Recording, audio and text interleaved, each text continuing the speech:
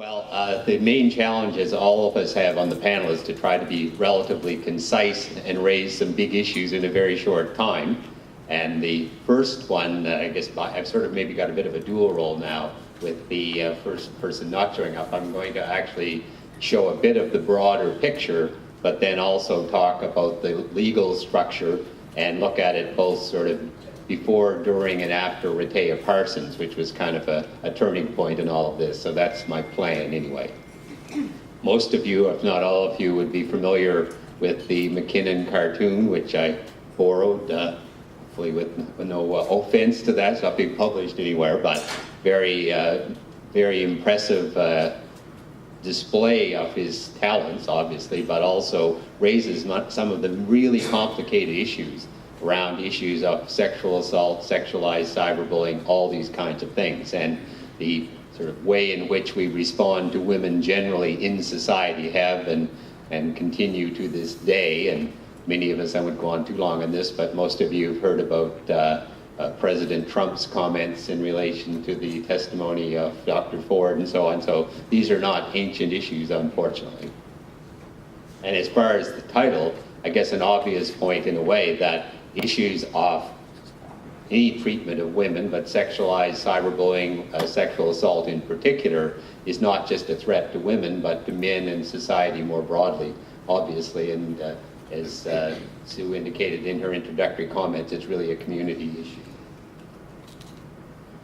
The sort of general roadmap of what I hope to talk about is a short one, although I hope I can get it in there. It's a brief recap of rape culture or issues of sexual assault, social media, and belonging, some of which Sue commented on already, but I'll say a bit more. The issue of cyberbullying and the legal structure around that, and then some discussion briefly, at least, about solutions, because that's what we want to do ultimately, is find responses.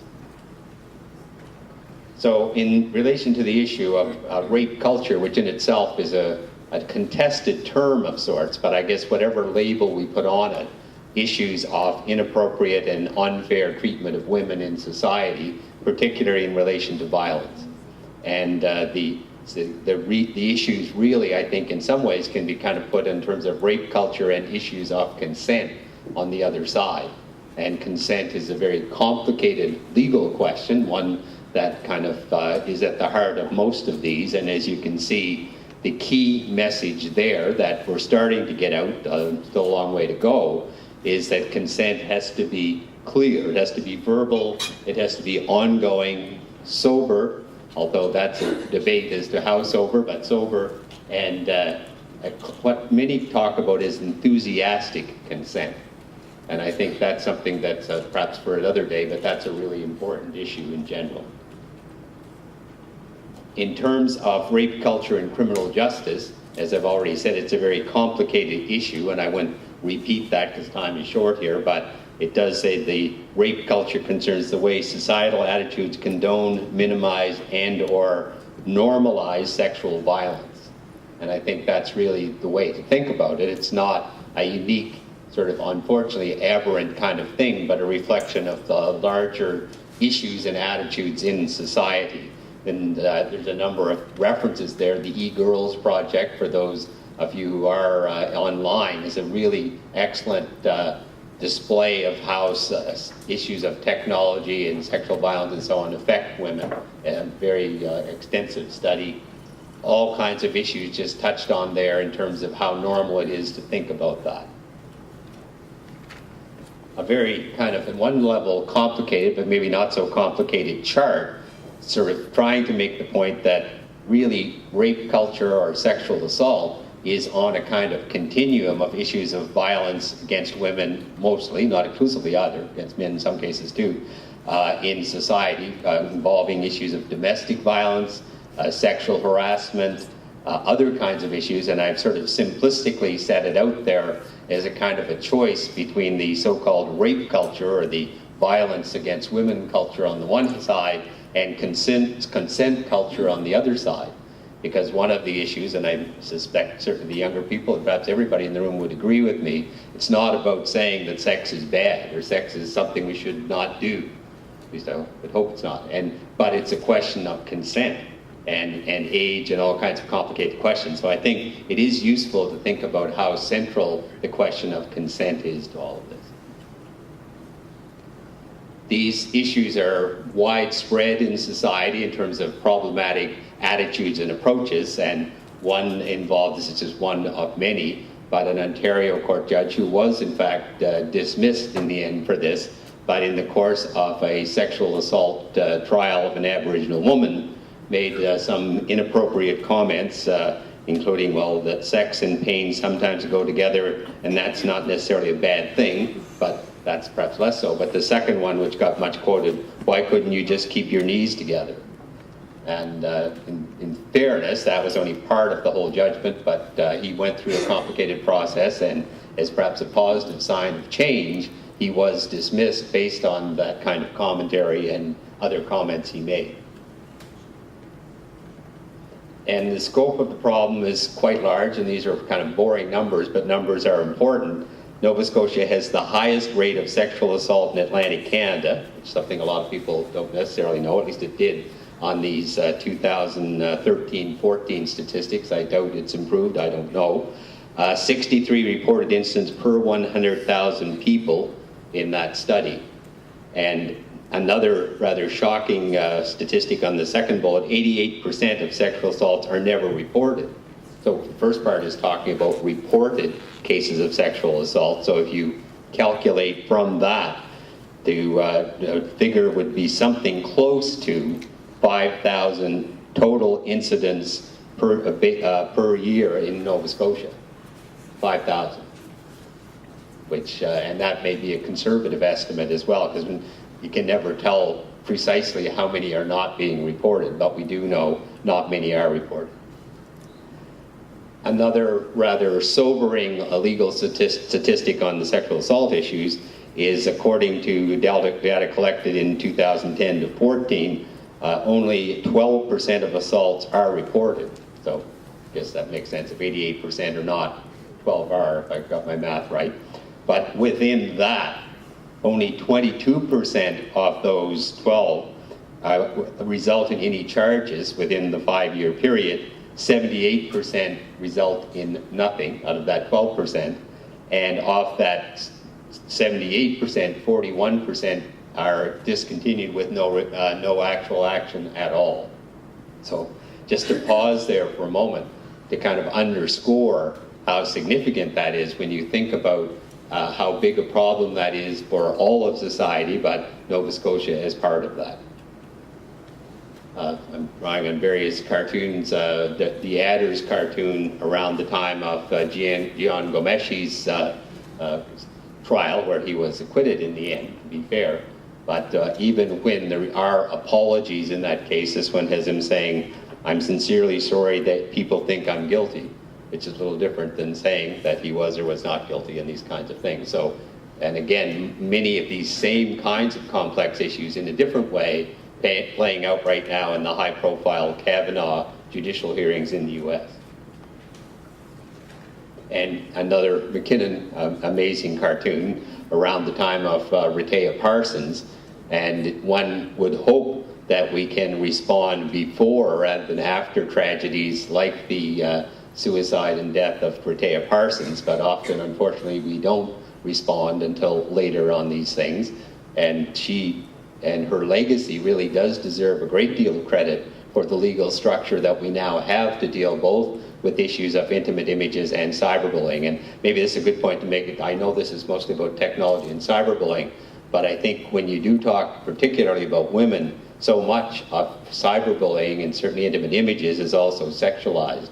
So it seems to me it is really all part of the same thing.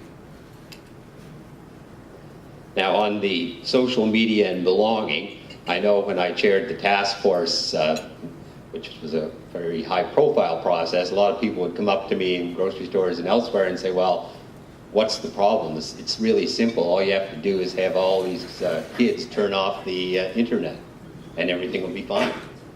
But just like you can't turn back time, you're not going to turn off the internet. And many younger people, or maybe even increasingly, as Sue pointed out, older people as well, if you had a choice between breathing and social media, you might go with social media. I don't know. I mean, it's pretty much a part of our life right now. And this just shows how connected it is. The one missing piece there is China, which at least at that point didn't have access to social media. The high price of cyberbullying, which is not necessarily directly connected to deaths of young people, but tragically has been. The task force started as a result of some suicides that led to in part to the appointing of the task force. And of course, we're all familiar with the tragedy of Rehtaeh Parsons, Amanda Todd on the West Coast, and it's a worldwide phenomenon. I had the pleasure of going to Seoul, South Korea to talk to a UNESCO conference on these issues a while back, and what really struck me there was it's the same kind of problem throughout the world, which doesn't make it any better. Another less obvious but still problematic consequence, particularly for intimate images, but also to some extent issues of obviously sexual assault and other things, is now everybody can be located on Google or various searches, and if you are engaged or if there are nude pictures of you out online there, whatever the source or how that happened, that's the kind of thing or bad behavior that may well come up in a job search or promotional search or whatever. And in some ways, Judge Kavanaugh's, without even cyberbullying, seeing that things you did a long time ago can maybe come back to haunt you. What do you do about it, and how do you respond? And in simple terms, I think there's kind of three major ones. There's lots of them, but the law, and I'll say a bit more about that in a moment. Prevention, which is obviously the best way to respond, and my colleagues here from the cyberscan unit and so on, I'm sure would agree with that it's all about prevention, but there does need to be a legal role as well, and education. And a really important role for education on issues like digital citizenship, making people aware about the dangers as well as the pluses of the world of technology, and the legal consequences and other consequences of misuse of that. So there are some solutions, I think, and as I said, law is kind of one of them. The Twitter bird, I don't know if he's been on the lineup, but he is here anyway. And in terms of solutions, and they're not so much solutions as responses, really, there are a number of things now, largely since Rehtaeh Parsons and some of them before, in the legal structure, the criminal code, which of course is only for more serious matters, but things such as criminal harassment, sexual assault, obviously, is child pornography, and the more recent one, distribution of intimate images. And that's, for example, Sue referred to the Bridgewater High case and the nude pictures. That is one of the first cases, if not the first case in Canada, on questions of the relatively new Intimate Images Act. So that's very helpful, I think, as an extreme response, but it is the criminal code. That's the fairly extreme level. At a provincial level, a number of things. Originally, the Cyber Safety Act, and I'll say more about that in a moment, which has now been struck down and replaced with the Intimate Images and Digital Protection Act. So that's really what should be there now. The Nova Scotia Human Rights Act can be useful as a legal tool because sometimes, although not always, there's a gender or a race or a disability or other kinds of issues involved. And the Education Act. And again, schools, I think, are extremely important places in terms of both preventing and responding to issues of cyberbullying and the sexually inappropriate conduct. So now let me just, while that slide is on there, say a little bit, just briefly, and I'm trying to watch my time here, but I was asked to talk a little bit about before and after the Rehtaeh Parsons thing, thank you. And part of the Cyber Safety Act, came directly after the tragedy of Rehtaeh Parsons. And perhaps partly as a result of that, it was quite broad in its definition of what cyberbullying is. It gave very broad powers to the cyberscan unit to do a whole range of things, and prevention orders, protection orders, torts of liability for parents, and all kinds of things. In 2015, December, I think, the court struck it down as being too broad, violating free speech and other charter rights, and it has now been replaced by the Intimate Images and Digital Protection Act. And there's a number of good things about that, such as the fact that it expressly deals with intimate images as well as issues of cyberbullying, and that's a positive thing. The fact that we have it at all, and the CyberScan people who do excellent work on that, those are all positives. There are some limits, and maybe when we have time to discuss, I can get into this in more detail. I think one of the questions that still has to be addressed is accessibility, that it's not as accessible perhaps for remedies as was the previous Cyber Safety Act, because much of the real remedies has to come from a court, which is a complicated, expensive process. The role of the CyberScan people in guiding them is perhaps more limited. They can't act directly on their behalf. There's still issues of privacy. In order to get a publication ban as an adult in cases like intimate images, you actually have to go to court and ask for one. It's more automatic with children. So there's a number of things, and I can get into that in the discussion later in more detail. All right, in terms of broader kind of solutions, and this is the kind of thing that I think Sue and Stacy and this organization deserve a lot of credit for, it is about activating and organizing communities to respond and do some fairly obvious perhaps, but important things, such as, not simple, increase empathy, which is not a small task, but an important one that's sort of at the heart of this, and providing better role models at all levels. Role models as teachers, role models as parents, role models as President of the United States, role models as premiers, etc. And I think that is really important, I would think, and the school psychologist, another may comment on this, I would think that's a pretty important thing in terms of children's own images. So those are some of the things. And rights, respect, responsibilities at the end of the day is really what it's about. Just one more slide. For those, not the younger, but some of us remember the Monica Lewinsky of President Clinton, former President Clinton situation. There's a really interesting TED Talk by Monica Lewinsky on empathy, and she says she was patient at ground zero in the issues around cyberbullying and empathy and all these kind of things, and how difficult it was for her. And I encourage you, I presume they're kept online, that TED Talk is really an interesting one to look at. And finally, just a couple of, there's lots of resources, but I think the Cyberbullying Task Force report, which is still out there online, has some useful information, as lots of others have done, and lots of things written, but various articles like that one I've written on the law around these areas. So thank you very much, and I look forward to discussion.